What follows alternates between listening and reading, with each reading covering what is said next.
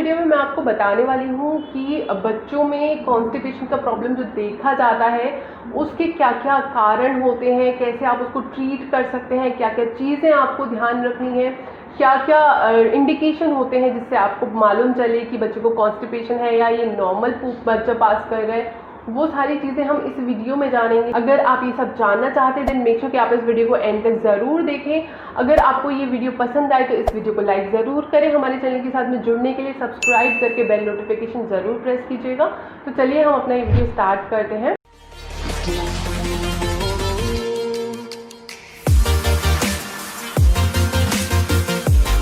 सबसे पहले मैं आपको बताती हूँ कि इसके क्या क्या कारण होते हैं, क्या क्या कॉज होता है कॉन्स्टिपेशन का, जिससे कि अगर आपके बच्चे को इसमें से कोई भी अगर आपको दिख रहा है कि इस तरीके का कारण आपके बच्चे के साथ में रिलेट कर पा रहा है तो आप इमीडिएटली उस पर एक्शन ले सकते हैं। तो सबसे पहला कारण होता है वो ये होता है कि जनरली देखा गया है कि जो बच्चे बॉटल फीड लेते हैं as compare to mother feed के, माँ के दूध की जगह जो बॉटल फीड ज़्यादा लेते हैं उन बच्चों में कॉन्स्टिपेशन की परेशानी ज़्यादा देखी जाती है, क्योंकि जो माँ का दूध होता है उसमें इस तरीके के तत्व मिलते हैं जो कि कॉन्स्टिपेशन नहीं होने देता, और अगर बच्चे को कॉन्स्टिपेशन होता भी है तो माँ के दूध से ही वो बहुत ही जल्दी क्योर हो जाता है। तो अगर आपका बच्चा बॉटल फीड ज़्यादा लेता है माँ के दूध की जगह तो बच्चे को कॉन्स्टिपेशन होने के चांसेस ज़्यादा हो जाते हैं। अगर किसी भी कारणवश आपको फॉर्मूला फीड देना ही है तो भी आप ये कोशिश कीजिए कि कटोरी चम्मच से आप दूध दे सकते हैं, लेकिन बॉटल से जब आप दूध पिलाते हैं बच्चे को तो कॉन्स्टिपेशन होने के चांसेस बहुत बहुत ज़्यादा होते हैं। कई बार ये देखा गया है कि बच्चे किसी भी एक्टिविटी में बिजी हैं या फिर मदर किसी काम में बिजी हैं और बच्चे ने पूप के लिए इंडिकेशन दिया कि उसको पॉटी आया है, माँ ने मना कर दिया कि मैं अभी थोड़ी देर बाद में करवाऊंगी, अभी मैं बिजी हूँ, या बच्चा किसी एक्टिविटी में बिजी है, एक्टिविटी में ज़्यादा मज़ा आ रहा है, बच्चे ने पॉटी को रोकने का ट्राई किया।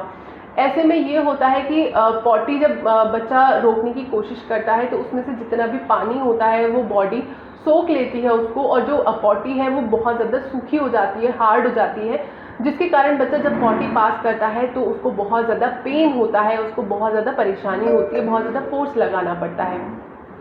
अब बच्चे के दिमाग में ना ये एक बात बैठ जाती है कि मैं जब भी पॉटी करता हूँ तब मेरे को ये परेशानी होती है। तो जब बच्चे को नेक्स्ट टाइम पॉटी आती है तो वो और ज़्यादा उसको होल्ड करने का ट्राई करता है, जिसके कारण बच्चे को और ज़्यादा टाइट पॉटी आती है और ये एक साइकिल सी बनती जाती है जो कि हर बार और ज़्यादा उसको टाइट पॉटी आती है और कॉन्स्टिपेशन का बहुत बड़ा कॉज बन जाती है। ये एक बहुत बड़ा कारण होता है। तो इसीलिए हमेशा आपको ये ध्यान रखना है कि अगर आपके बच्चे को पॉटी आई है, वो थोड़ा बहुत भी इंडिकेशन दे रहा है, तो आपको सारे काम छोड़ के सबसे पहले बच्चे को पूप कराना है। अगर बच्चा एक्टिविटी में बिजी है तो उसको वहाँ से हटा के पहले उसको पॉटी कराना है, जिससे कि बच्चा उसको होल्ड ना करे। परेशानी उन बच्चों में भी बहुत ज़्यादा देखी जाती है जिनको सप्लीमेंट्स दिए जाते हैं, प्रोटीन सप्लीमेंट्स हो गए, ये जो दूध में मिला के सप्लीमेंट्स दिए जाते हैं, इनसे भी बच्चों को कॉन्स्टिपेशन होने की चांसेस काफ़ी ज़्यादा बढ़ जाते हैं। तो भी बच्चों के सप्लीमेंट्स इतने ज़्यादा ज़रूरी नहीं होते हैं। बच्चों को सप्लीमेंट्स देने की जगह आप फल, सब्जियां, ऐसी चीज़ें दें जिनसे कि बच्चों को भरपूर न्यूट्रिएंट्स मिल जाए सप्लीमेंट्स की जगह। सप्लीमेंट्स के कारण बहुत सारे बच्चों में कॉन्स्टिपेशन देखा जाता है। बच्चों को पानी का इतना आइडिया नहीं होता, वो बहुत ज़्यादा पानी की डिमांड नहीं करते हैं कि मुझे प्यास लगी है, या ऐसा करके बच्चे नहीं बोलते हैं। तो हम भी कई बार भूल जाते हैं कि बच्चे को पानी पिलाना है। पानी की कमी की वजह से भी कॉन्स्टिपेशन हो जाता है, ये हम सब जानते हैं। तो आपको थोड़े थोड़े इंटरवल पे बच्चे को पानी देते रहना है। एक टाइम के बाद में ऐसा टाइम आएगा कि बच्चा खुद से ही पानी मांगने लग जाएगा। मेरी डॉटर 1.5 साल की है और वो बार बार पानी मांगती है। उसको आइडिया है कि उसको पानी की रिक्वायरमेंट है, क्योंकि स्टार्टिंग से ही हमने उसको पानी की आदत डाली है। वो हमें देखती है तो वो हमारी कॉपी करती है, वो जैसे ही पानी का बॉटल देखती है वो पानी मांगती है। तो एक टाइम के बाद में बच्चा खुद से ही पानी मांगने लगता है, लेकिन स्टार्टिंग में आपको ही बच्चे को बार बार थोड़े थोड़े टाइम पे पानी इंट्रोड्यूस करना होगा। चाहे बच्चा थोड़ा सा पानी पिए, लेकिन आपको थोड़ी थोड़ी देर में पानी बच्चे को पिलाना होगा। मैंने इसके ऊपर वीडियो बनाया है, आप जाके मेरे चैनल पे देख सकते हैं, मैं लिंक नीचे डिस्क्रिप्शन में ऐड कर दूंगी। जिन बच्चों को फाइबर से भरपूर खाना नहीं खिलाया जाता, जिन बच्चों को ज़्यादा दूध पे रखा जाता है, ज़्यादा दूध पिलाया जा रहा है, मैश्ड चीज़ें खिलाई जा रही हैं, उन बच्चों में भी कॉन्स्टिपेशन की परेशानी काफ़ी ज़्यादा देखी जाती है।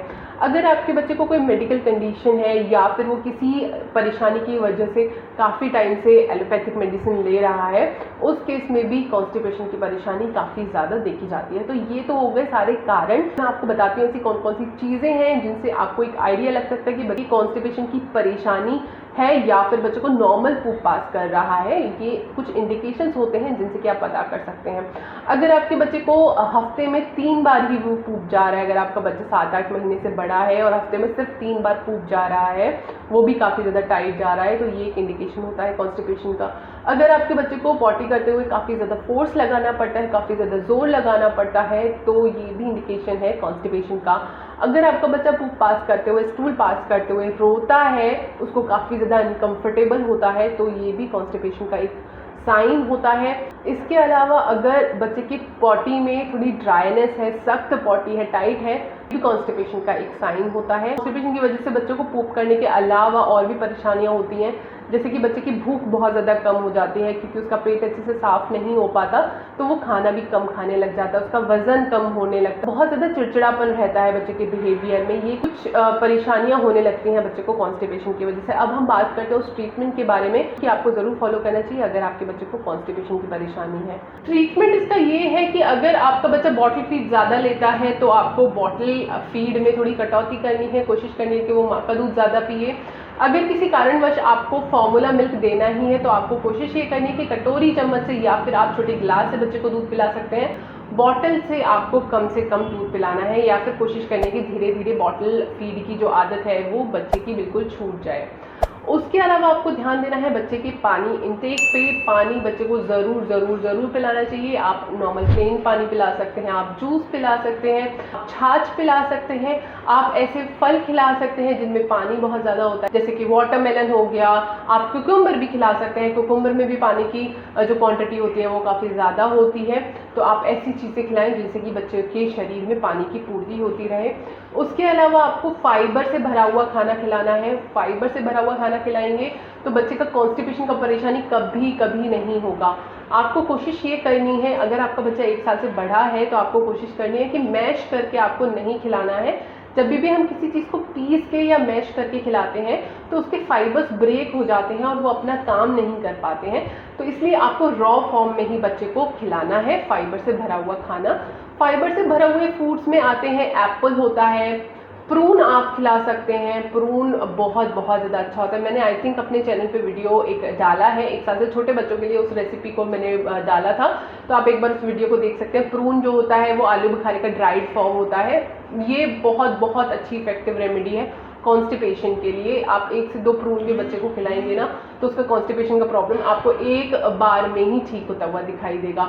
आप बच्चे को प्लम खिला सकते हैं, प्लम की प्यूरी वगैरह बना सकते हैं, बहुत बहुत इफेक्टिव है। पियर खिला सकते हैं, पियर भी फाइबर में बहुत ज़्यादा रिच होता है। उसका आप कोई भी ग्रेन खिला सकते हैं, आप गेहूँ खिला सकते हैं, आप चावल खिला सकते हैं, आप बार्ली खिला सकते हैं, इन सब में फाइबर काफ़ी ज़्यादा होता है।